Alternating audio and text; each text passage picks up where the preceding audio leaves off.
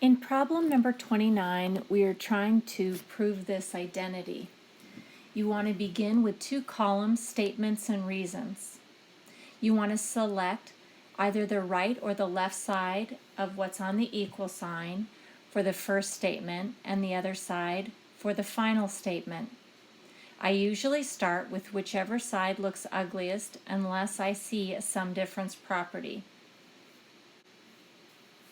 Your first statement is the given. The main strategy emphasized in this section is to turn everything into sine and cosine. Writing a first and last statement allows you to work in both directions.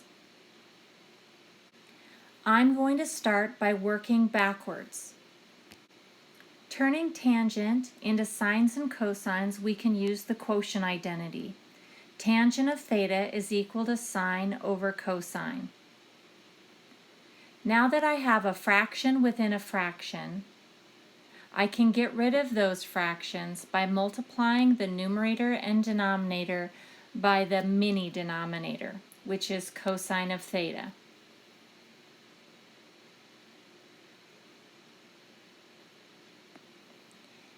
If we distribute cosine of theta through the numerator and cosine of theta through the denominator, we will get cosine of theta plus sine of theta in the numerator and cosine of theta minus sine of theta in the denominator. Now that we have rewritten everything in the final statement in terms of sine and cosine, I will return to the initial statement.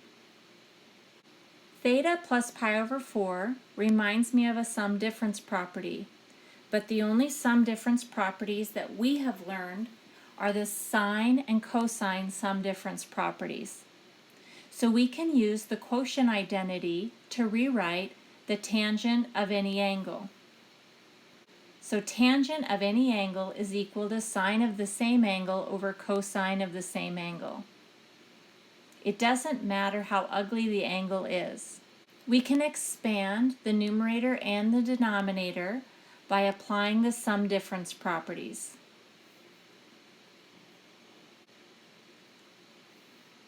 Next, we can evaluate the cosine of pi over 4 and the sine of pi over 4 by going to the unit circle. Cosine of pi over 4 is the x-coordinate at pi over 4, and sine of pi over 4 is the y-coordinate at pi over 4. Next, I will multiply the trig function by square root of 2 over 2. I now have a fraction within a fraction, so to get rid of those fractions within the fraction, I will multiply the top and bottom by 2.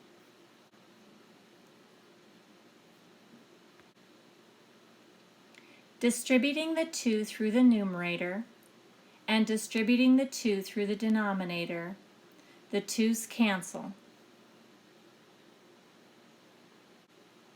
All terms in the numerator and denominator have a square root of 2.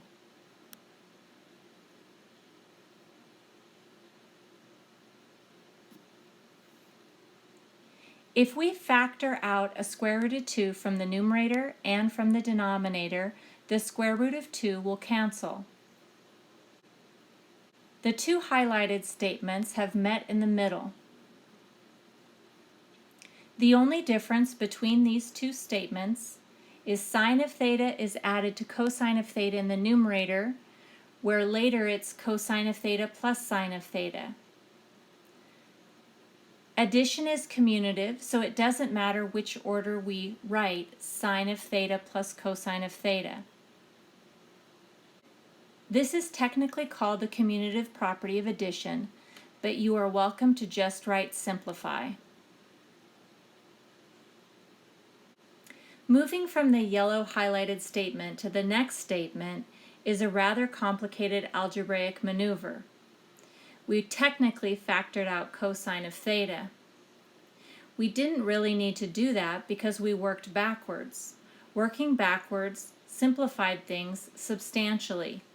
Anything that you did not use a trig function identity on, you are welcome to call simplify. Moving to the final line, we did replace the sine of theta over cosine of theta with the tangent of theta, and that is the quotient identity. That concludes the proof.